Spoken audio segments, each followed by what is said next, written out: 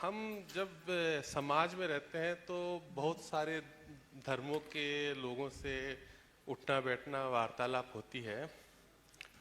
तो सबके मन में एक यही दिमाग में धारणा है कि जैन धर्म 2500 साल या पुराना है, महावीर स्वामी के संबंध का है, जबकि हमारा धर्म तो बहुत पुराना है।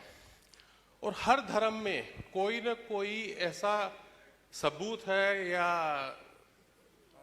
साक्ष्य है जिससे ये सिद्ध होता है कि वो इतना पुराना है, चाहे किसी में रामायण हो या बाइबल हो। हमारे यहाँ पर ऐसा क्या साक्ष्य है जिससे ये साबित हो और सब जाने कि हमारा धर्म भी काफी पुराना है? देखिए, पहले तो मैं चाहूँगा कमल भाई और उनके पूरे परिवार का जोरदार अभिनंदन कर दें। ये वियतनाम में रहते हैं, लेकिन वहाँ रहते हुए यहाँ का काम बड़ा आसान इन्होंने कर दिया।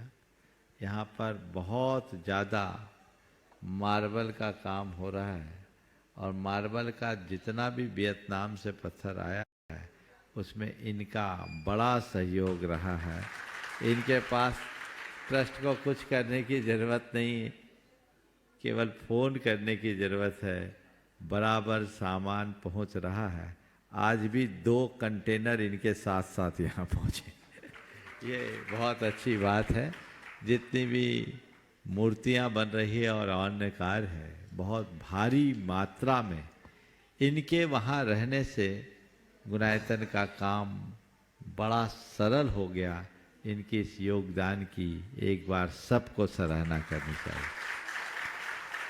आपका जो सवाल है जैन धर्म की प्राचीनता के संदर्भ में, जैन धर्म की प्राचीनता असंदिग्ध है, उस पर कुछ भी नहीं कहा जा सकता, बल्कि ये कह सकते हैं कि जैन धर्म भारत का सबसे प्राचीन धर्म है। भारत में धर्म की मूल धारा जैन धर्म के माध्यम से प्रवाहित हुई है, ऐसा समझा जा सकता है, ऐसा जाना जा सकता है। इसके पर्याप्त प्रमाण भी हैं, आधार भी। किसी भी धर्म, किसी भी संस्कृति या परंपरा के इतिहास को हम 3 आधार पर जांचते हैं। पहला साहित्य, दूसरा अभिलेख और तीसरा पुरातत्व।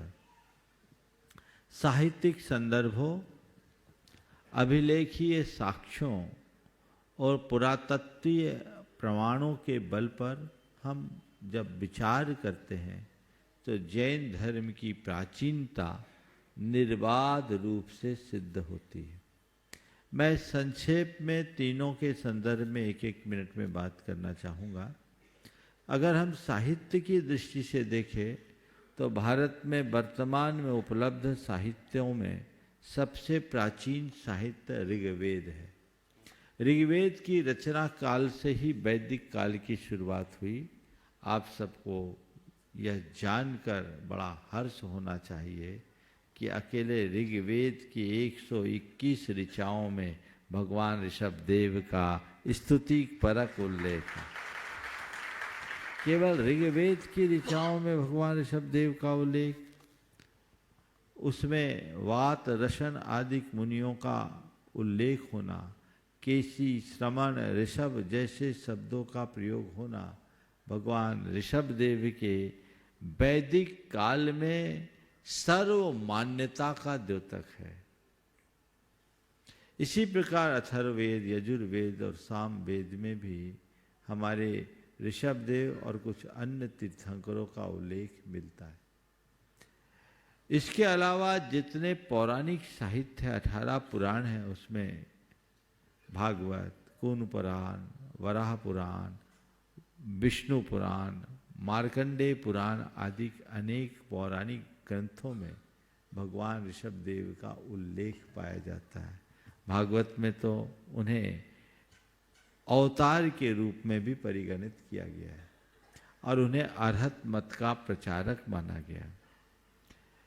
इसी आधार पर विद्वानों ने स्पष्ट रूप से स्थापित किया कि भारत का नाम भगवान ऋषभदेव के ज्येष्ठ पुत्र भरत के नाम से पड़ा, जो आद्य चक्रवर्ती थे। ये बात आज पूरे विद्वानों ने एक मत से स्वीकार कर लिया। पौराणिक साहित्य के बाद साहित्य के संदर्भ में दूसरा स्रोत है बौद्ध साहित्य। बौद्ध साहित्य में एक ग्रंथ है महावग्ग।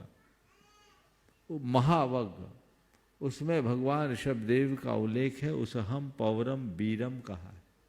इसी प्रकार दीर्घ निकाय, मध्यम निकाय, दाढ़ा वंशों और जैसे अनेक ग्रंथों में भगवान महावीर के अतिरिक्त तीर्थंकर ऋषभदेव का उल्लेख है, जिस बात का प्रमाण है कि भगवान महावीर के जीवन काल में भी भगवान ऋषभदेव की पूजा अर्चा होती थी। अभिलेखीय साक्ष्य की दृष्टि से जब हम विचार करते हैं तो हमारे लिए एक बहुत प्राचीन और महत्वपूर्ण अभिलेख प्राप्त होता है, जो खंडगिरी उदयगिरी के कुमारी पर्वत पर उत्कीर्ण लेख है, सम्राट एल खारवेल के द्वारा अंकित लेख। 84 पंक्ति वह लेख जो नमो अरहंतानम नमो सब्ब सिद्धानम से शुरू हुआ, वो कलिंग चक्रवर्ती सम्राट एल खारवेल ने अंकित कराया था। उसके पीछे कहानी ये है कि भगवान महावीर के जीवन काल में एक कलिंग जिन के नाम से ख्यात भगवान ऋषभदेव की प्रतिमा प्रतिष्ठित थी। कलिंग में उनकी पूजा अर्चा होती थी। उन दिनों कलिंग भारत के सम्राट, मगध के सम्राट नंदवंशी राजा थे और भगवान महावीर के जीवन काल में सभी नंदवंशी राजा भगवान महावीर के भक्त थे। वे जैन धर्मानुयायी थे। 9वां नंद जब कलिंग पर चढ़ाई किया तो 9वें नंद ने कलिंग जिन को बिहार कराकर मगध में स्थापित कर दिया। भगवान महावीर के निर्वाण के लगभग 150 वर्षों के बाद ये घटना घटी। इसके बाद मौर्य वंश की स्थापना हुई। इधर कलिंग में कोई भी प्रतापी राजा नहीं हुआ। चंद्रगुप्त मौर्य के उपरांत जब मगध का राजा हुआ पुष्यमित्र, उस काल में कलिंग का एक महाप्रतापी राजा हुआ एल खारवेल, जिसे कलिंग चक्रवर्ती के नाम से जाना जाता है। उसे मालूम पड़ा कि हमारी धरोहर को मागधों ने हर लिया, तो उसने मगध पर, और उन दिनों मगध की राजधानी उज्जैनी से हटकर पाटलिपुत्र हो गई थी, मगध पर चढ़ाई की। ये ईसा पूर्व 2री शताब्दी की बात है। और मगध पर चढ़ाई करके राजा पुष्यमित्र को बंदी बनाया, विजय प्राप्त किया और कलिंग जिन को रथ पर सवार करके वापस कलिंग में ले जा करके पधराया। और वहां पधराने के बाद उसने वहां एक बहुत बड़ा सम्मेलन किया। 200 योजन से श्रमणों को बुलाया, उनका सम्मेलन किया। उस 84 पंक्ति लेख में सब कुछ अंकित है। इस बात का प्रमाण है कि भगवान ऋषभदेव की पूजा अर्चा भगवान महावीर के जीवन काल में भी होती थी।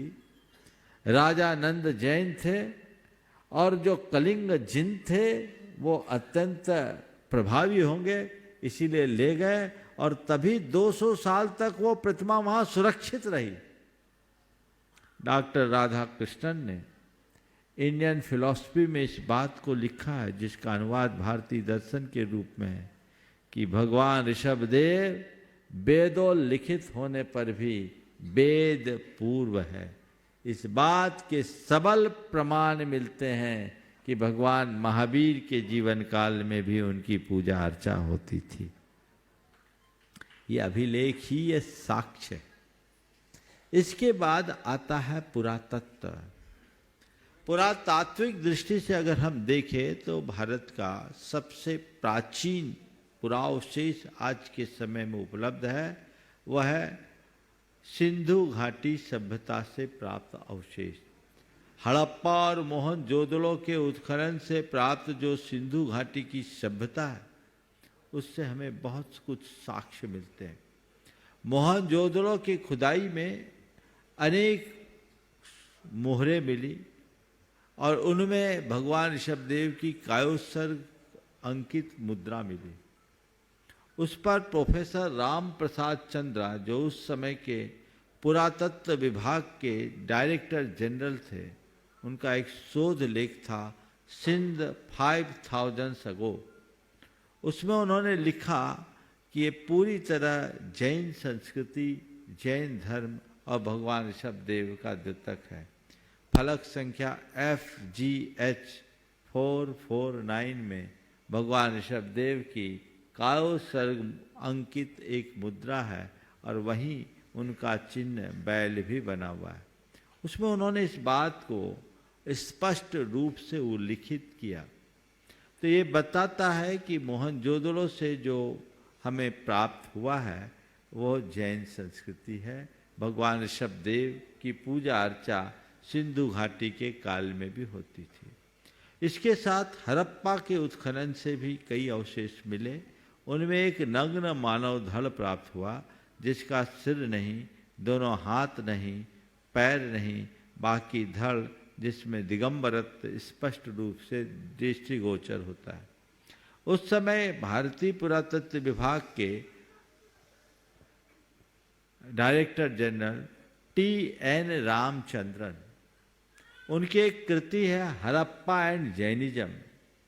उसमें उन्होंने इस बात का स्पष्टोल्लेख किया कि ये मूर्ति जैन तीर्थंकर की मूर्ति और वैसी की वैसी मूर्ति पटना के पास लोहानीपुर से प्राप्त हुई, जिनके दोनों हाथ नहीं, दोनों पैर नहीं, सिर नहीं। ईसापूर्व 3री शताब्दी की वो मूर्ति थी।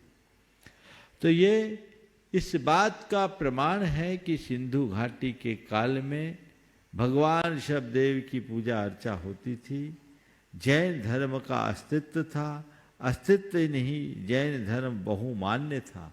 सब लोग उसकी पूजा अर्चा करते थे और इसी आधार पर बहुत सारे प्राच्य और पाश्चात्य विद्वानों ने इस अर्थ में अपनी स्पष्ट सम्मति दी है कि जैन धर्म भारत का प्राचीनतम धर्म है। इस विषय में जिन्हें विशेष जानना है, हमारी कृति है जैन धर्म और दर्शन। उसमें हमने इसका सब प्रमाण उल्लेख किया है। आप उस पुस्तक को प्राप्त करके देख सकते हैं। और कोई भी पूछे, हमें बहस नहीं करना। सवाल किसी के पुराने होने और नए होने का नहीं है। ये जरूरी नहीं कि जो पुराना है वो अच्छा और जो नया वो खराब। हमें न पुराने का आग्रह करना, न नया का आग्रह करना। जिसमें हमारा कल्याण हो, हमें उस पथ पर चलना है। सवाल नए पुराने का नहीं है, सवाल वस्तु के स्वरूप का है।